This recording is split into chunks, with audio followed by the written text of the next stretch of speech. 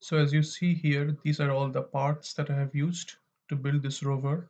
These are the solar panels, the battery compartments, the radio frequency transmitter and the receiver modules, the wheels, the wheel assembly, the DC motor assembly over here, the DC motor itself, the wooden boxes and the structures based on which the overall model was built. Okay,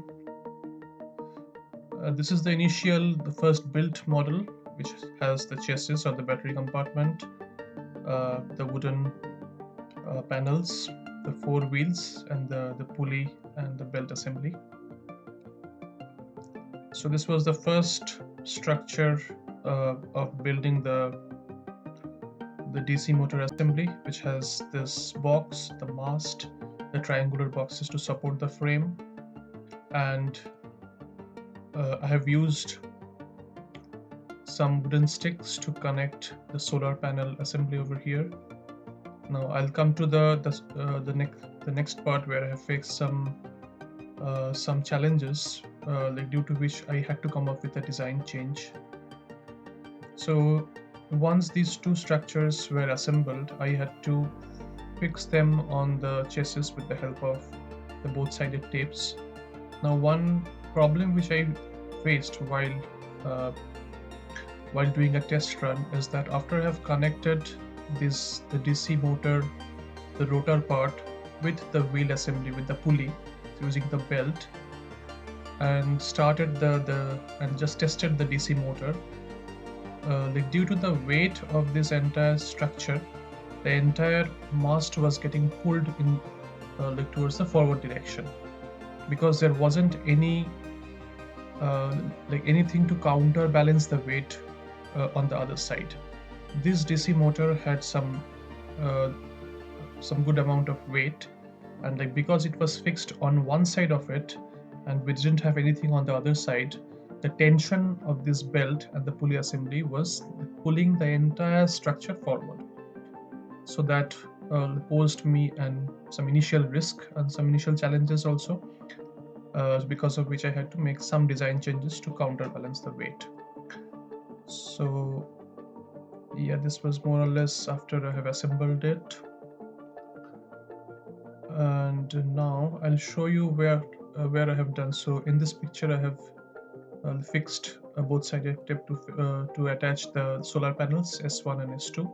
So these two will also have some weight, which will add to the weight of the overall mast assembly over here.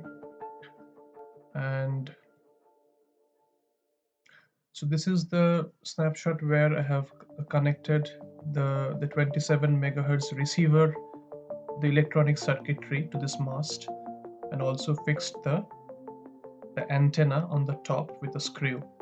Okay, so that the radio frequency signals can be captured seamlessly. And once I have assembled the battery over here, these wires will be connected. Okay, so this is how the solar panels were fixed to this mast. Okay, with the red and the wire from each of these panels to be connected to the battery assembly and then finally to the motor. This is how I have assembled the radio frequency transmitter.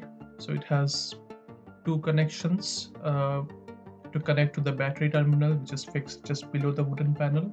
And there is one antenna terminal using which I have created. I have just fastened the antenna over here. This serves like more or less as a like remote controller equipment to transmit your signals to a target receiver device. So this is how the final assembled structure looks like.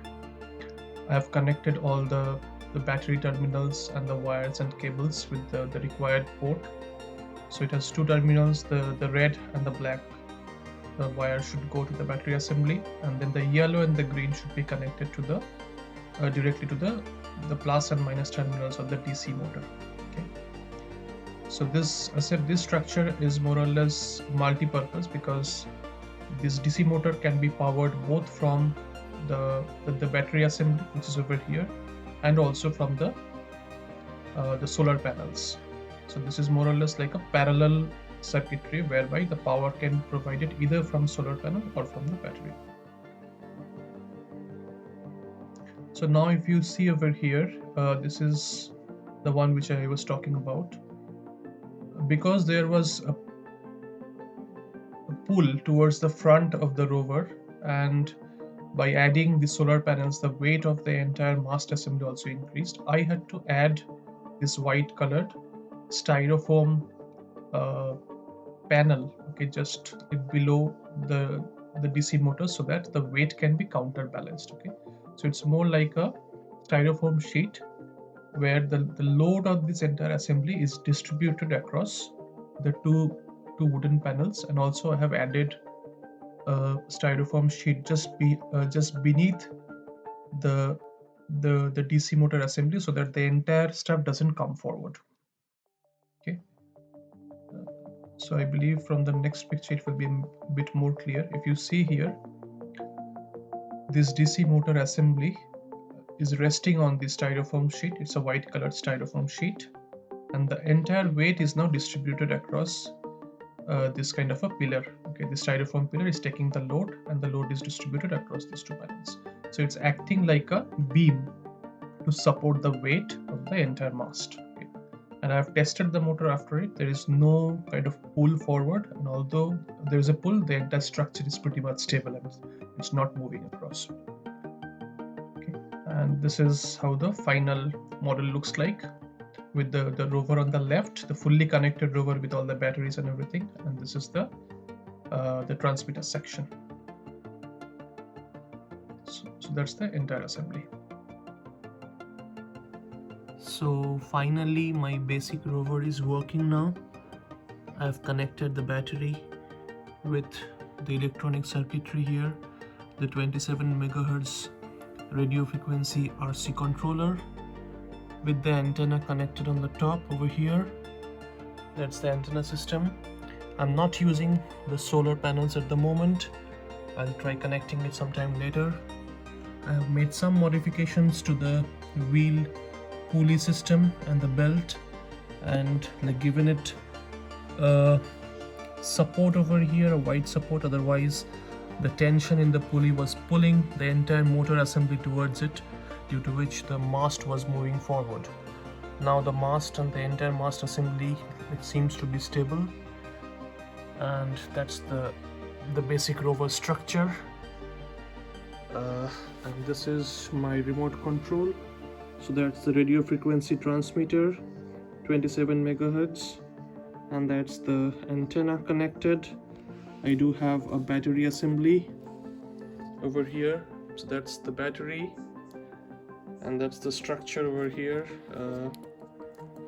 So as you see, so this is the forward and this is the backward. The moment I press forward, it starts to move. Okay, and that's the backward. So this switch is the backward. So this is the forward, the left one moves forward, and that's the backward. So my basic rover is right now working.